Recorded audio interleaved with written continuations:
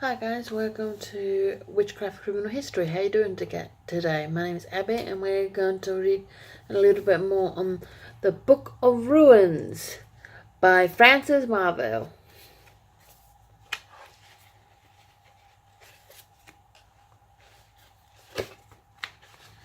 What a little picture looks like. The Anglo-Saxons, Futhork.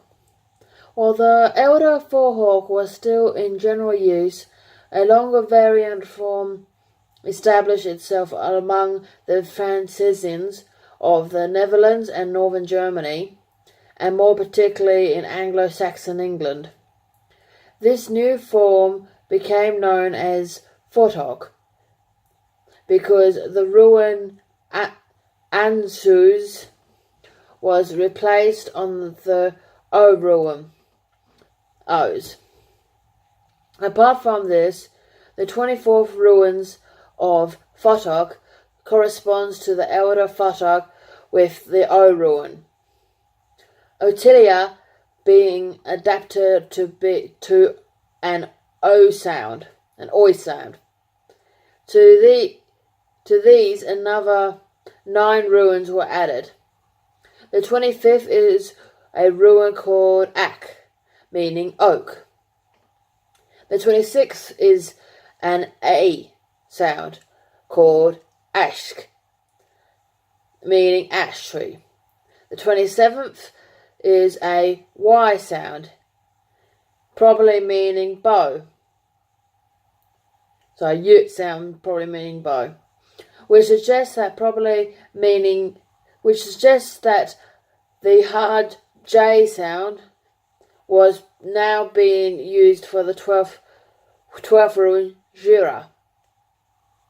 The other 6 ruins, whose meanings are unclear, also indicate the development of new sounds in Anglo-Saxon tongue. The younger Futhork. While the elder Futhork was being extended in Anglo-Saxon England, in Scandinavia, the reverse was occurring from the early 7th century ruin began to be adapted or discarded. And by the 9th century, this process has resulted in a ruin row that had shrunk from 24 ruins to 16. This shorter ruin row is known as the younger Futhork, of which there are 2 distinct variants. These are the Danish younger Futhork, often misnamed as the Viking Futhork, and the Swedo-Norwegian younger Futhork, which was the most commonly used by the Vikings. The ruin forms of the Danish Futhork are similar in style to the elder Futhork, while the Swedo-Norwegian Futhork, also called short twig ruins, employs many simpler ruin forms. The reduction of the Futhork to 16 ruins resulted in the loss of many sounds. The reason some phonetically crucial ruins were discarded, while other apparently less vital ones were retained is a mystery, particularly since the Vikings were the most literate of all old Germanic people. A few changes were made to improve the situation, but by that time the use of ruins was in decline, and the use of the Latin alphabet was growing. Poetic and magical ruin working persisted in Iceland until the 17th century, before slipping beneath the waves of history, only to resurface anew in the 20th century.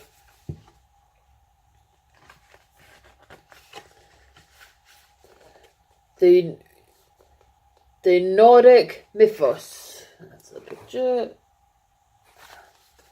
The meaning of the ruins are connected with fertility, weather, sunlight, darkness, and the cycle of the seasons.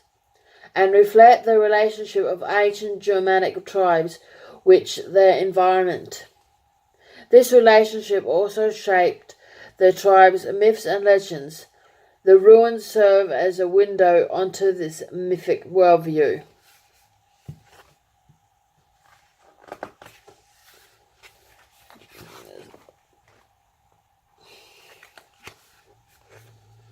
The Germanic people.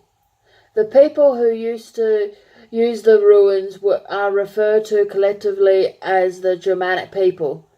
They shared the same Indo-European roots as the Celts, Greeks, and Romans, with whom they also had many beliefs in common. Initially concentrated in southern Scandinavia, the Germanic tribes expanded southward in pre-Christian times. The main tribal group included the Goths, who moved to the Black Sea area from the mouth of the river Vistula in what is now known as northern Poland. The Saxons, who inhabited the area now known as Germany, and they expanded into Britain. And the Danes and Sweden Norwegians, Vikings or Norsemen of Scandinavia. Oral traditions. The Germanic tribes were all great bards, poets, and storytellers, but they committed little to writing of the pre-Christian beliefs of the Goths. For example, we know particularly nothing because nothing was recorded. It is partially for this reason that ruins retain their magical aura for so long. They were rarely used for mundane, secular purpose. Indeed, as the level of literacy grew and the secular use of the ruins increased, the power of the ruins waned, and they were submerged beneath the Roman Christian tide. Written law. It was among the Norse people, particularly the seafaring Vikings of far-flung Iceland, that the old pagan tradition survived the longest. It was here, too, that the mother lode of Germanic mythology was compiled between the 9th and 13th centuries. This consists of two great collections known as the Eddas. The Elder Edda, or the Poetic Edda, is a collection of epic poems celebrating heroic legends and religious mythologies composed in verse. The Prose Edda is the work of Snorri Sturluson, former lawgiver of Iceland, and dates back to 1235. It is from the Eddas that we derive most of our knowledge of Norse religion and mysticism. Runic law is therefore redolent with the wide-swept, salty savour of blood, bones, sea, and stones, the elements of Norse existence.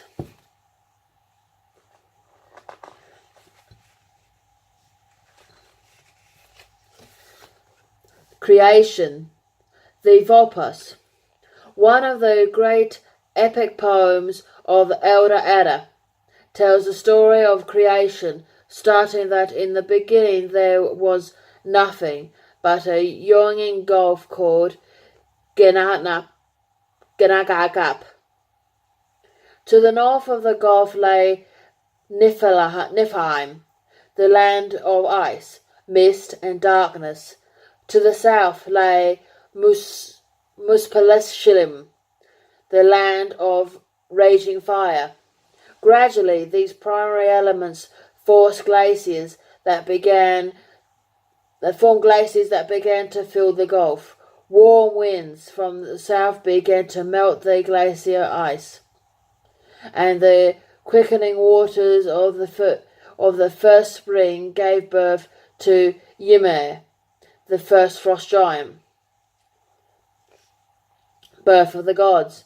Ymir, first companion, born also of the primary fluid, was Udahamala, the cow, the ancestral mother of all living creatures, who suckled Ymir with her milk. Licking the ice with her tongue, Udahamala augmented the flow of life-giving water, which produced another new beginning called Buri. Buri and Ymir both bore offspring. Buri's son, Bor, married Bestela, a descendant of Ymir. Bestela gave birth to 3 sons, Odin, Vili, and Vi, the first gods. The gods and giants became adversaries in insistent conflict. The slaying of Ymir. The sons of Bor attacked and killed Ymir. His blood filled the rest of Gnanakagap and formed the oceans. From his flesh the gods made dry land, from his bones the mountains, from the teeth cliffs, from his hair trees, and from his brain clouds. His skull became the vault of heaven, which caught the sparks from the fire of Muspelishlim to form the sun, the moon, the stars, and the planets. The gods set these cycles, in motion, thereby initiating all the cycles of time, such as the 4 seasons, and night and day, which in turn gave birth to vegetation. From the great bushy eyebrow of Ymir, the gods built the foundations of the land of Midgard, Middle Lam, which lay between the icy waste of Nihilm and the eternally raging fires of Muspelishlim. They used an ash and an elm to make the first human being, Ashkur and Embela, who resided in Midgard. Other creatures such as elves and dwarfs were also created and given realms to which to live. When the gods had finished their work, the Nordic universe comprised 9 words, and 9 was a symbol of totality.